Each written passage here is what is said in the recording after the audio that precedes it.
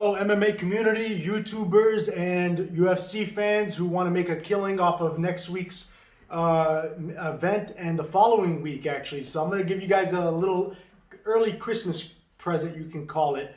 If you're in my Patreon, especially, you know one of my best specialties. I've never got any of these wrong so far. Every time I tell my patrons, look, like one of the betting advices I'll give this to anybody. So you don't have to pay for it. This is another free tip you'll get, I guess. If you're not a Patreon member, you're welcome for this as well. But if you're I have to live up to my reputation as the parlay king, right? Well, one of the things that makes me able to be the parlay king, why, if you look at my Twitter, I have 13 leg parlays, 12 leg parlays at 86 to 1 odds they gave me that cashed in, and I posted these before the event. So it's not like I had 12 different 12 leg parlays. I had one 12 leg parlay, one 13 leg parlay, one 10 leg parlay, and they all cashed. You know why? And I posted them prior to the event, like Khabib's event and some other ones before that. I was able to take advantage of the casinos opening up. UFC, for example, UFC 256 is already open in the books. You could start betting on the fights, but they also have the next week UFC Vegas 16 card open as well. So when you're doing parlays, and you know the benefit of paying out on a parlay as opposed to a single bet is way better on a parlay, because the odds increase by double and triple what they would have paid if you just placed your wager on a single bet. The same fight that would have paid you $50 on top of your 100 could pay you $300 on top of your 100, because you didn't wager your money single bets, but instead you put it in a parlay. So here's the way you can increase your chances of hitting parlays. When you're taking, like, if you have 2 events with 12 fights in each event, to choose your cream of the crop, your most confident picks, the biggest mismatches, the biggest favorites, the most proven fighters that you know are going to go out and do what they always do, and they're not going to let you down. When you have more than one event to pick from those fighters and find those cream of the crop, your odds are now more than double, literally double at least. If you're choosing from 2 events, your chances and your odds and likelihood of cashing in on a parlay has now doubled. So we're going to take advantage of the UFC is doing something recently now that they never used to do before, which is bringing us events weekly. It used to be once a month, if that. Now we have them every week. So the casinos, they have to start opening up the events, and we're going to take advantage of that every week. If you're a patron, you'll get this every week. If you remember, back in my Bellator, I have an excellent Bellator statistic record with right versus wrong. Last AJ McKee versus Caldwell card, we only got 1 wrong, and that happened to be the fight that I told everybody I was the least confident about, because there are 2 guys who I usually would like to fade with very bad records. Baby Slice was like 1 more win than loss on his record. It was like 4-3 versus a guy who was 3-3. So either one of these guys is not very dependable. So that was the only fight that I said I was not confident in, and we chose the wrong guy there. But every fight after that, including the underdogs, we got 100% right. But I took my 4 most confident picks of that card. I think it was Joey. I can't remember off the top of my head. Joey Davis, the guy who I said I wanted to see him in the UFC, he got a quick first round submission, just like I said. By the way, I got 100% of my prop bets right on that night as well. So not just all the fights, but the prop bets. But it was Joey Davis, AJ McKee, I forgot the other guy's name, and one more other fighter who I think was the opener. He was fighting against the guy who was 0-1.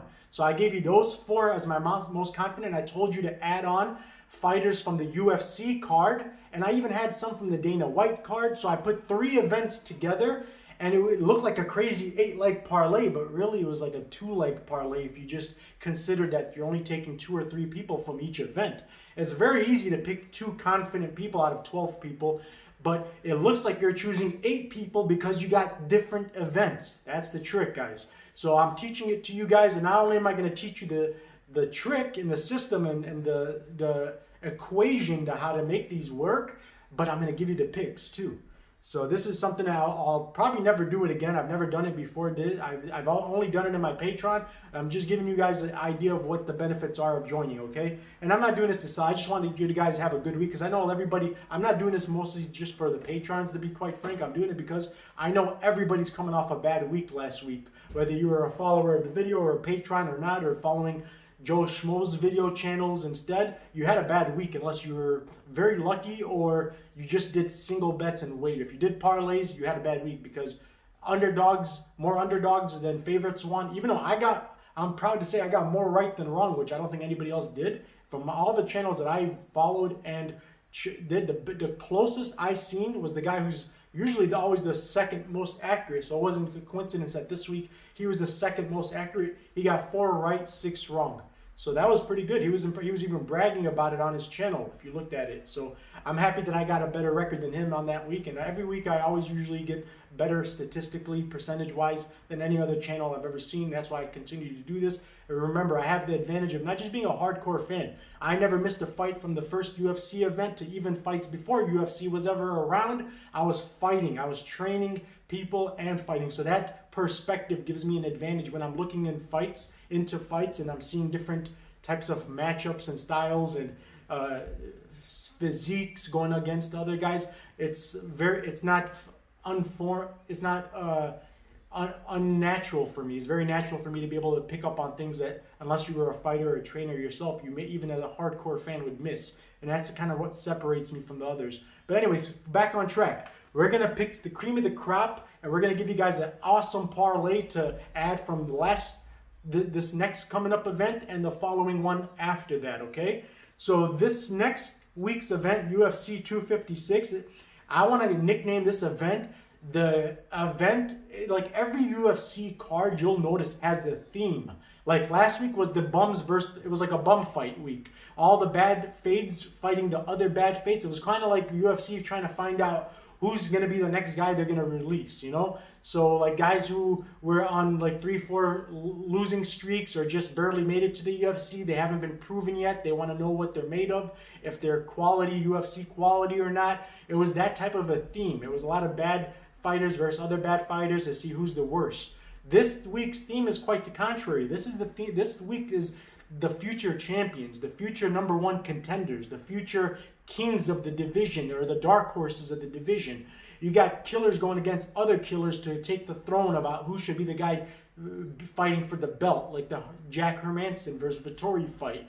You got somebody who's in the talks of, a lot of people are high on, Kevin Holland, somebody that a lot of people think that one day can have a future in that division. He's going to be on the card. Ciryl Gane is on the card.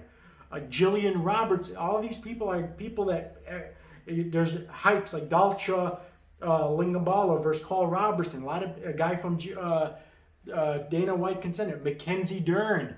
People think that she could be a future champion one day. So there's a lot of future kings and queens of the division trying to make either the run to the title and be the next contender after the #1 who's already in the #1 spot, or just maybe even jump the line and take that. Because, you know, UFC isn't just like we seen Alex Preux jump ahead of Moreno, even though he was on the same card. UFC doesn't just pick people based off #1, #2, and #3. If you have a bigger following, you can sell more pay-per-views or get more views, period. They may jump you in the line. Why do you think Cody Garbrandt was going to get the chance? And this is an era where you're not just having to fight for your place in the rankings, but you got to fight for your followers and getting the most views and likes, and kind of you have to develop once Conor McGregor's and the Chael Sonnens started to draw the map on how to get main events. Like, you'll see that there's some people that are in the prelims that are undefeated. Guys like Ilia Topuria, this guy's a beast. And if you're a fighting fan or just a hardcore, you know that this guy's a special talent. They put him on a prelim, but they put guys like Parisian and the guy who Parker, who's never even had a win in the UFC yet, on the co-main event.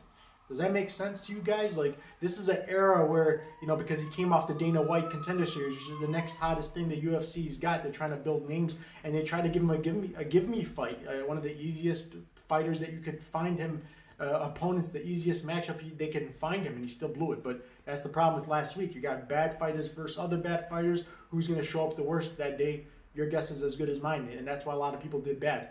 But this week, I'm very happy to say that we can actually dissect these fighters. We've seen them in 3-round fights, 5-round fights. We've seen their worst parts, their best parts, and we can tell exactly what's going to happen. We're not having to leave too much room for guessing. So my statistics are going to go back from going from good to great. I don't expect to be getting more than one fight wrong at most. Okay, so here's the first couple of fights I'm going to give you. People don't like to do 4, even if you show them that you're the most accurate, the best predictor in the game. They're still not going to be confident in doing 5-leg parlays because they know anything can happen. Somebody can lose points from eye pokes or disqualified for this reason or that. You don't want that to blow your parlay. So we won't get greedy. I'll give you a few different picks, but I'm only going to give you 4 parlay picks. 4 parlay picks is, if you're not a greedy guy, you can make 5 times your money back. If you bet 100, you'll make $500. And this, like I said, when I've combined people from different events with other people from different events together and told my patrons that this is the 2 or the 3 or the 4 guys you can add on to future parlays, I've never got any of those picks wrong.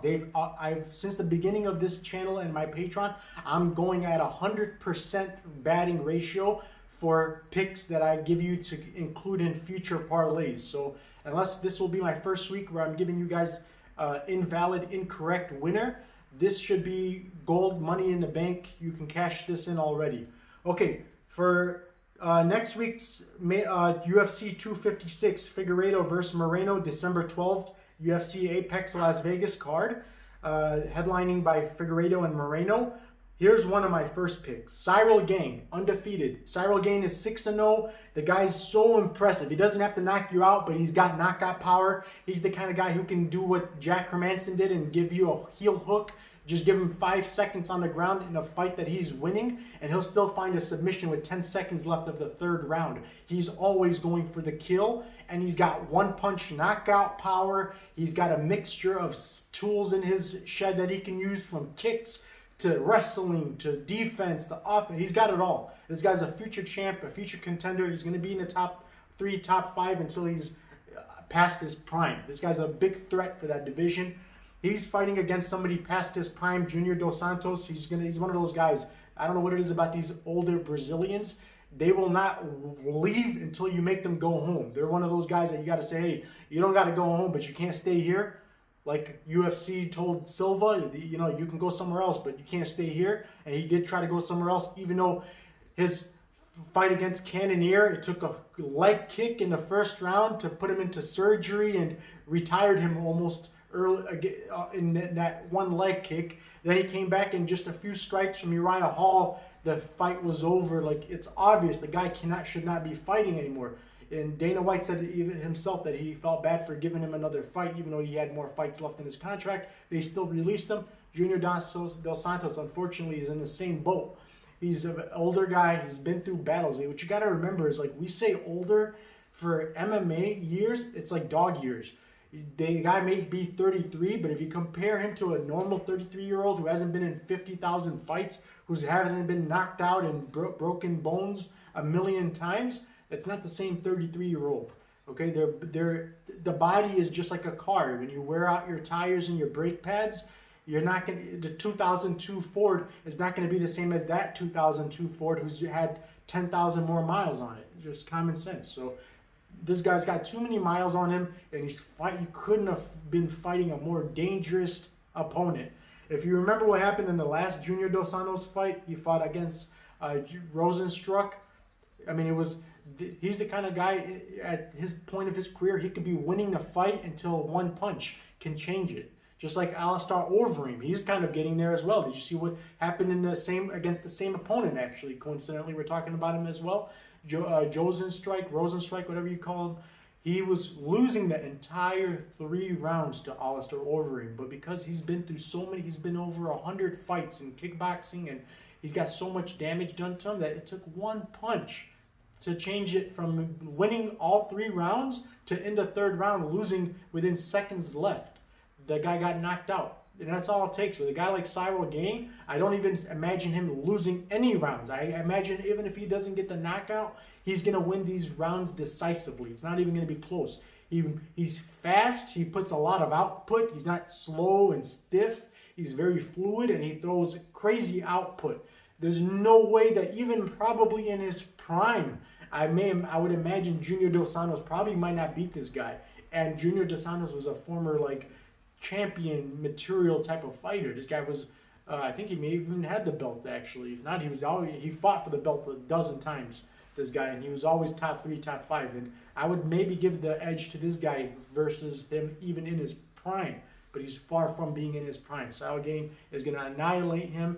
I don't know what the odds are. And if you get ahead of the line movement, because right now the lines are going to be literally, if right now you bet it, if you bet $100 and let's say you get $150 back, on fight night you'll get $10 back instead of $150. That's the difference between taking my advice this early on and if you're a patron and you get these picks earlier than the normal people would have got them, which is what I'm going to start to do now that I'm doing it full time. Thanks to the patrons and you guys following me and showing me the love you're showing me in the comment section. And that's why I support it. Hit the like, hit the subscribe, notifications, and I'll keep coming with you guys with this content. So let me give you some more picks. We got Junior Dos Santos against Ciryl Gane. Ciryl Gane is one of my first parlay picks for that card.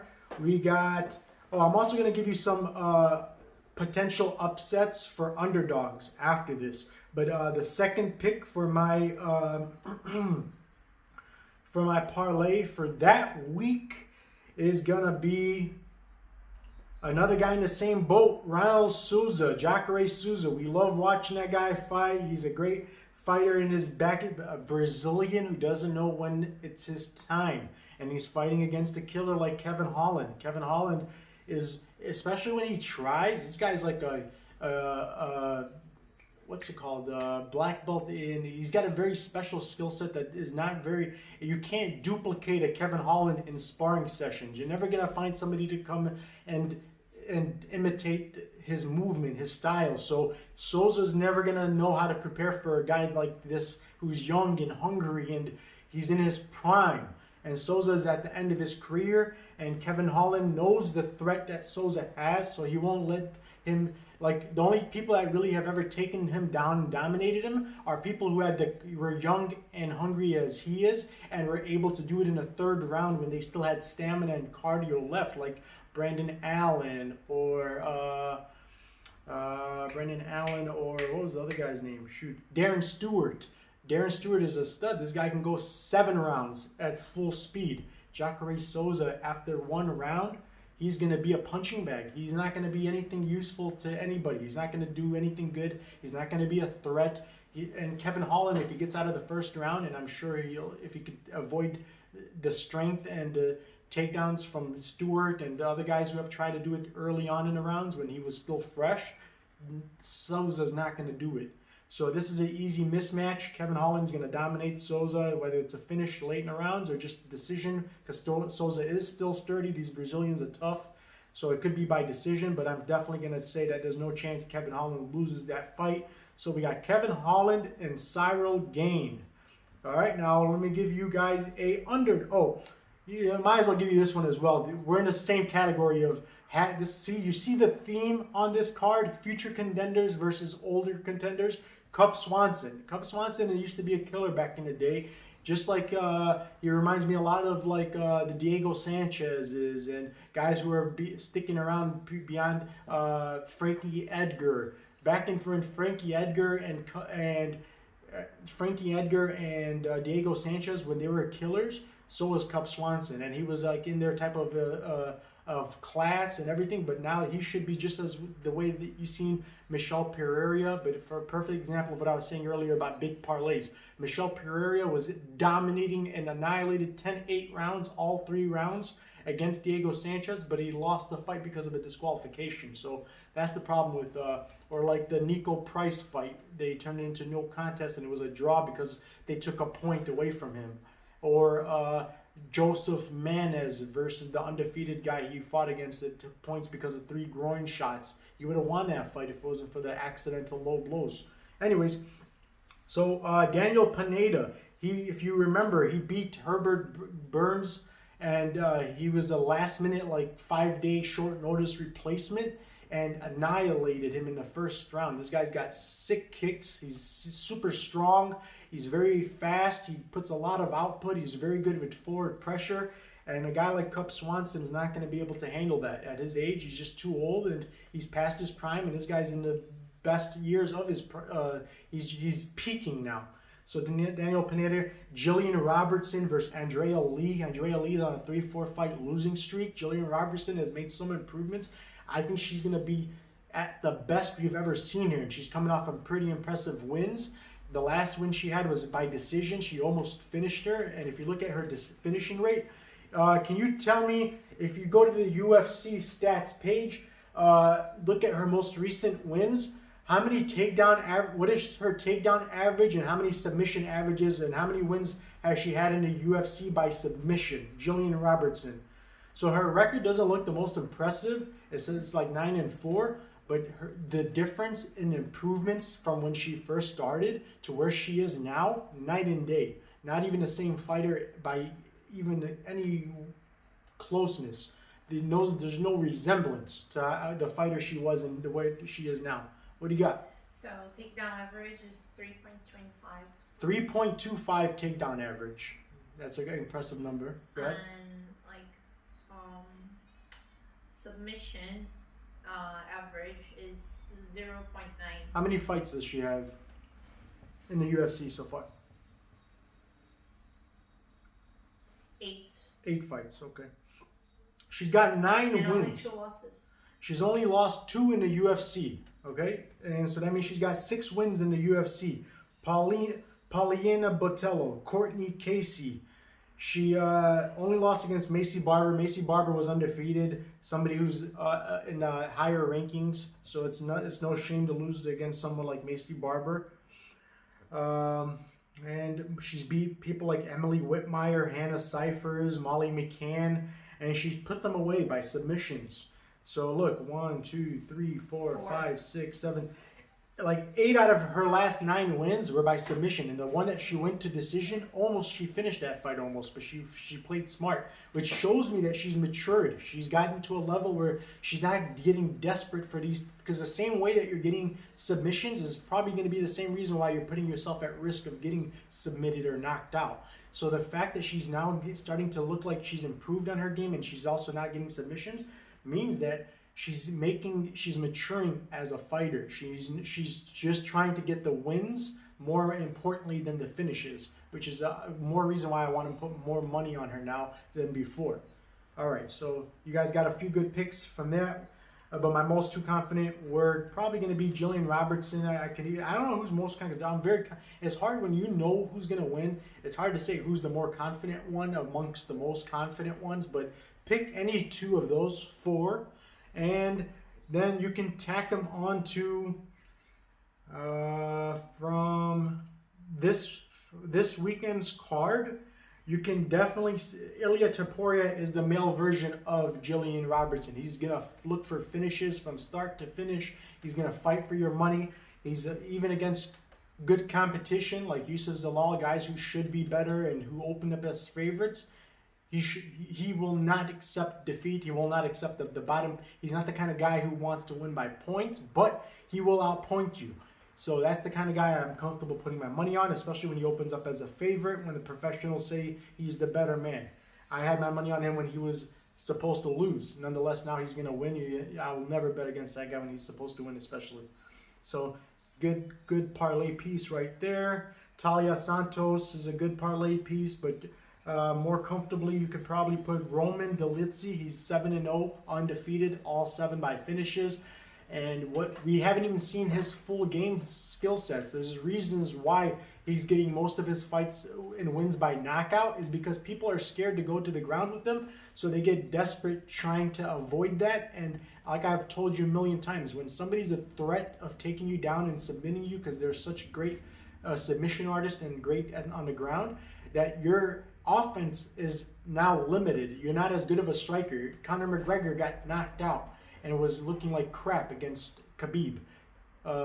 Justin Gaethje looked like crap against Khabib because of the threat of the takedowns and the threat of knowing what's going to happen when you get taken down. It messes up with their strategy and their capabilities of being offensive as good as they usually are.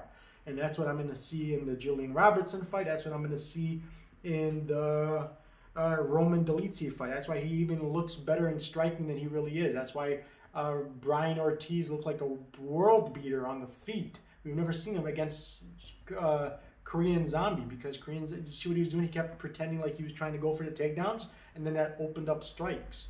And every time he went, the guy flinched. He pretended like he knew he was going to get taken out, because the one time he doesn't flinch and react to the feints of taking him down, he would get taken down. You don't want to be that boy who cried wolf, and then the one time the wolf was there, you know, that's what the guy was doing. He used the reverse psychology, like he cried wolf, but he knew that there was going to be a wolf one day if he didn't react. And that's what they do, that same mentality. Okay, so you got Roman Dolidze with the other fighters. You can also tack on, I'll give you another sure win. I told you Taila is a pretty confident pick of mine. She's made some sick improvements, man. Night and day as well for her as well. Fighting against an opponent who's not going to be much better than the last time we've seen her, who's really, her biggest strength is her heart, I guess you could say, not her skill set. And those people usually always lose by decision. So another good pick would be Jamahal Hill. He's undefeated. You can go with that one if you'd like. You can go with Nate Landwehr. I'm sorry, not Nate. Late Landwehr to lose against Movsar Evloev, whichever you like better. Okay, so there you guys go. You got a couple, 2 or 3 picks to choose from that card. You got 2 or 3 or 4 picks to choose from the next card. Make sure that I told you I'd give you some underdogs for next week. Okay, next week, excellent underdog pick, Virna Jandiroba. I think we'll give Mackenzie Dern her second loss. Mackenzie Dern's a big favorite in today's evolved world. There's a reason why you don't see Mackenzie Dern fighting every 3 months. If she did, her record would be more like 9-6. She's a great submission artist, but if you don't go down the ground and play jiu-jitsu with her, she's not going to be at an advantage against hardly any top 10 or top 15 fighters. She's going to get picked apart at the feet. And against a girl like Virna, who's super strong, athletic, excellent on the ground herself, and knows how to avoid getting taken down, and Mackenzie Dern is not the best at getting takedown. She's just good on the ground. If she had the skill set to take girls to the ground, like with judo throws and some crazy like trips, and knew how to like strategize her way to get it to the ground, I would probably be more comfortable in saying that she's a good favorite for that card. But I like Virna as an underdog here. I think that she'll be able to avoid it from going to the ground. She won't make the mistake that Ronda Marcos made, who was winning the fight until she followed. She didn't have to even get taken down to the ground. Ronda Marcos followed and ran to the ground like she was happy to be there against Mackenzie Dern, who was the only path to victory was what she given her. So I don't see Virna making that mistake. Virna's only got 1 loss, 16 wins. So she's even got a better record than Mackenzie Dern, who's got 1 loss only as well, but not as many wins. Hasn't fought as many dangerous opponents. Hasn't looked as impressive. Usually she's losing fights until she's winning. And Virna's usually always just winning fights. So I like Virna on that. Angela Hill, I think, may have opened up as an underdog. The line movements, I don't know how they are right now, but it's almost like a pick 'em. So I got Angela Hill there. That's another pick for you guys. Pick'em, it may be a pick'em now, but I think he opened up as an underdog as well. So I'll give you guys this. Billy Quarantillo, Billy the Kid. He beat Spike Carlisle. He showed that even against a guy who's way stronger, way more powerful, he was able to weather the storm and get the victory in that fight. And against Gavin Tucker, who only looked impressive against a guy who's not very much UFC caliber, Justin James, the Guitar Hero, who's fighting on that card before him, the week before that fight. This week coming up, he'll be fighting as well, by the way. Yeah, Billy Quarantillo should be a way bigger favorite, and for some reason, he's not even a favorite right now. It says pick 'em, so I think he even opened as an underdog. So Anyways, pick'ems means underdog money. Is you're gonna get double your money back. It might even turn into an underdog later if you waited. For some reason, Gavin Tucker is lined at an even with Billy Quarantillo, who I'm very high on. He's an excellent. If it wasn't for the strength discrepancy between him and Spark Carlisle, he would have finished Carlisle. It wouldn't have even gone to the decisions. If you notice, like, he kept putting Carlisle in some very dangerous positions and submissions and getting the better positioning, but he just kept muscling his way out of him. So, but Gavin Tucker doesn't possess that type of strength, and now he's going to be able to showcase his skill set. Who else? I think there's not many underdogs. I don't really see too many underdogs here we can go with. So, yeah. Couple guys who got like puncher's chances, I guess, would be Dwight Grant. You could kind of give Dolce a puncher's chance. He's very powerful, but if he doesn't get the knockout early on, he's definitely not going to win that fight. So it's not a good parlay piece, that's for sure. But just some, remember, the underdogs are not parlay piece. I never would recommend putting an underdog or a pick'em fight, because they're usually pick'ems because they're going to be very good fights, back and forth, close battles. So pick'ems and underdogs are meant for single bets. There you go. You got another free betting advice from the Parlay King and the Fighting Guru. All right, guys, and so we'll give you the full breakdown. It's coming up in the next couple of days. If you're in my Patreon, you'll get the entire full card breakdown, the picks, and how to bet them, which is the most important. I always tell you guys this. I'll keep repeating it. You can have all the right picks. Everybody who should win, but if you don't know how to bet it, you'll never make as much money, and you might not even make money. You might lose money if you don't know how to bet it properly. So that's the benefit of being in the Patreon. Our accuracy is so well that we know how to, and then knowing how to bet it with the accuracy combined, and these little tricks like combining different cards into parlays, even different organization. I put Bellator fights with UFC fights together to make a nice parlay sometimes, or even a basketball game if I got a tip on it, or a football game I've done before. I've had a 13-leg parlay with 2 basketball games, 3 UFC card fights, 4 Bellator, 1 tennis match. I've cashed parlays like that in a couple times. So anytime you want something like that, if you're in a Patreon, I have open lines of communication with you guys. You can always ask me anything you need. All right, thank you. Hit the like, hit the subscribe. I'll be coming with the breakdowns for next week with the prop bets.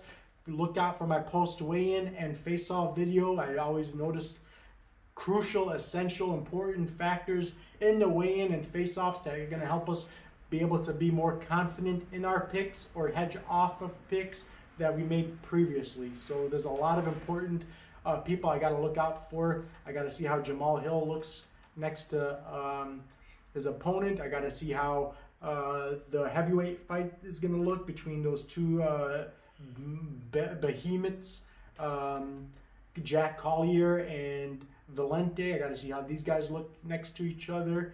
We don't even know how Collier is going to look. I hope he lost a lot of weight, because his output, I could see him winning by decision against a big favorite, the pregnant Valente that we saw last time against Maurice Green, on just 50-60% Collier, because Collier is not a bad fighter. He's just in bad shape. He let himself go. So that's an important thing to see. We got to see how Louis Smolka looks after having weight cut issues. We got to see how Cody Durden looks, because this is one of the first time he's ever fought in this weight class, and the last time he had trouble with it, I think, when he fought with Chris Gutierrez, because it was a 6-day notice. So that's different. A lot of people are fading him because they think he had weight trouble issue. The guy had a 6-day notice for that last fight, and he was a part-time fighter. He now transitioned to doing this full-time. He doesn't have another job anymore. Like how I told you, Joseph Manez was going to be transitioning from having to work in construction to now only full-time fighting, and we were going to notice the difference, and we did, and we cashed in big on that underdog ticket. Same thing here. I'm cashing in on Cody Durden as an underdog, and there's a lot of improvements and changes that he's made. He's got a full camp. He's training with the Diego the brothers, and he's also got new camp, better fighters he's training with. He's got more time to prepare. He's more used to this weight now. He's got the PI center, and a lot of reasons. He's transitioned to full time, and just he's fighting against a guy who's going to play into his world, where he usually likes the fights to go, and where he usually doesn't have that advantage is where he's going to have the advantage for a change. And that's why I like him in this fight. Most people who know anything about fighting would know why he should have been the favorite. The odd makers knew what they were thinking, and it wasn't for like recency bias and just the hype train that people come with. All right, guys. Oh yeah, so you also got. I'm fading. Just to give you guys a sneak peek for next week. I'm fading Andrea Lee. All right, so you got all my picks. You got my future parlays. Thank you for your time. Hit the like, hit the subscribe. I'll see you guys next week.